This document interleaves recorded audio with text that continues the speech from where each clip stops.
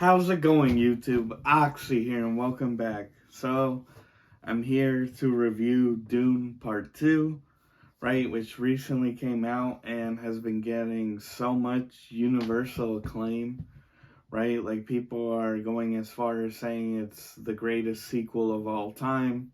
One of them, right, up there with, like, the Star Wars Episode 5, The Empire Strikes Back, or Terminator 2 Judgment Day, right? It debuted with like the highest IMDb score of all time, like, but yeah, infinite praise. And when you see that, you become very skeptical. You're like, no way that's possible, right? And I gotta say, despite everything, Dune 2, yeah, it really lives up to the hype. Um, like, phenomenal. Seriously, it's amazing. Like, I can't. Yeah, great film. So, but I will admit though that just similar to the first one, they are slower movies, right? Well, the first one especially, it's a lot slower. Of course, it's introducing, right, the characters, the universe, right, of Dune, and yeah, it's a lot slower pace. I will say though that part two definitely negates some of that, because of course, if you're familiar with the story, right, the original, like the Frank Herbert novels, Dune is it's sci-fi, but it's also like politics, right? It's a lot about like the inner workings of this intergalactic like civilization and things like that. Um, I guess a good comparison I could give is if you love like Game of Thrones, right, which has a lot of that inner workings as well about like the kingdoms, you'll probably love Dune.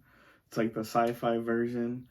But seriously, phenomenal job. Like, it's Denis Villeneuve, the director, really establishes himself as like the premier sci-fi director. Like, whether it was I believe it was 2010, or his film Arrival, underrated, very good. And then he went on to do Blade Runner 2049, Dune, and of course now the sequel.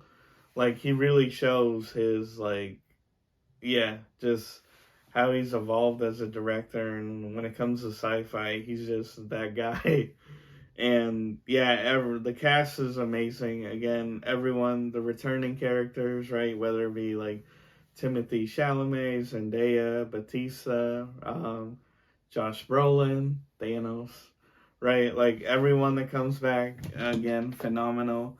And even the newcomers, right? Like Austin Butler plays like this new sadistic villain. I believe his name was like Ven. It was with a V.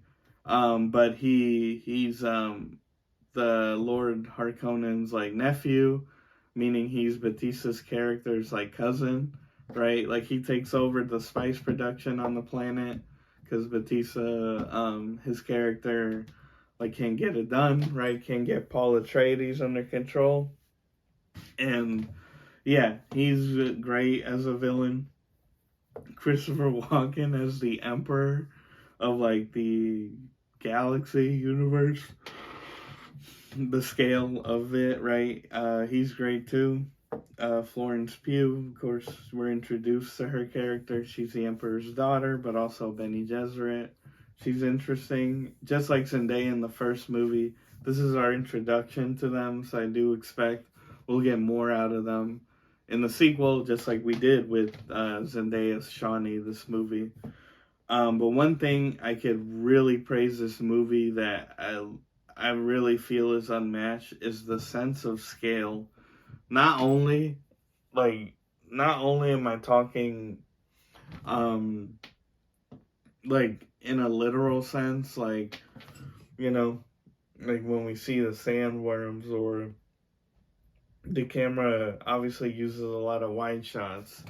Like, so that sense is there, but I mean, just in the also in like a universe setting, like, you really feel like this is an intergalactic conflict. Like, I don't know how to explain it. Like, it's just something about the story, the way it's shot, the way it's presented. You really get that feel of like, oh, this is like huge. Like something that, like, yeah, just like in Star Wars or anything like that. Excuse me. You just don't get, and in the case of like Star Wars, you travel to so many planets, but it's like you don't get that sense of like grandiose that you really get in Dune, which I appreciate because again, it really makes it like, yeah, this is like a huge world, and the cinematography is out of this world. No pun intended. There's like so many great shots. Like one, or like early in the movie, I really loved. Like it just gives that sense of like, I don't know, that mystique is like when the Harkonnens. So the movie opens, not much of a spoiler, like with Paul and Shawnee, or the Fremen, right? They're like sneaking around the desert, and then you see some Harkonnens landing, and the Fremen sneak attack them, right? But that shot of like the Harkonnens landing onto the Arrakis, like it's just really beautiful. Like it's quiet, like you see them. It's very artistic. I think another fan favorite scene would be later in the movie when we're introduced to Austin Butler's character, right, the villain, one of the villains. Um, because of their planet, they have like a blackened sun, so everything is shot in black and white essentially, and it's a really great scene where he fights off some captured like people of the House of Atreides, like from the first movie. He fights them, but it's all in black and white, so it's really artistic. But the one great detail was like the fireworks, right? But because of the planet, the background, the smoke looks like ink blotches in the sky, and just a really creative touch, and it looks fantastic. Yeah, like seriously, I can't speak enough about it. I mean, it's that good. If I had to give it a number rating, I definitely argue that it's worthy of a 10 out of 10. But I will preface that it's not a movie for everybody. They are slower.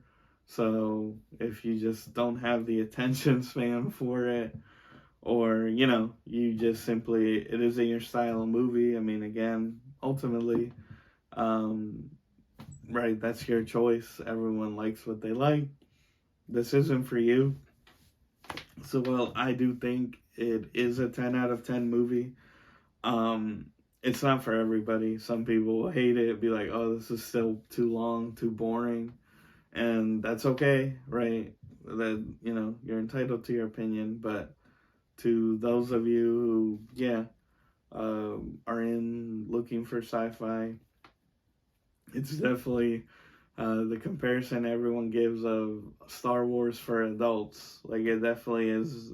It's great, and put some respect on Dune's name because all things considered, Dune as a series was first, and Star Wars, mainly the first movie, Episode 4, really stole a lot of ideas from Dune. If you look at comparisons. Um, but yeah, Dune 2, it's great. I go see it. And I can't wait for part 3. Seriously, it's looking to be insane. Like, excuse me. Like the build up from the first movie to the second one to essentially part 3, which should be adapting the second book, Dune. I believe it's Dune Messiah, unless that's the third one. I haven't read them, but I am familiar with like key points in the story. It should be Dune Messiah, but essentially covers what would be the second book, building up to the Holy War, right? The thing that Paul keeps foreseeing, right? Because he can see the future. So that should be an insane all-out action. But yeah, go see it. It's that good. Yeah, if you like this type of content, try to make new videos once a week. Um, But yeah, if please like, comment, share, and subscribe. Hit the notification bell. All that good jazz. And as always, everyone, I've been your host, Oxy. Take care, and I'll see you next time.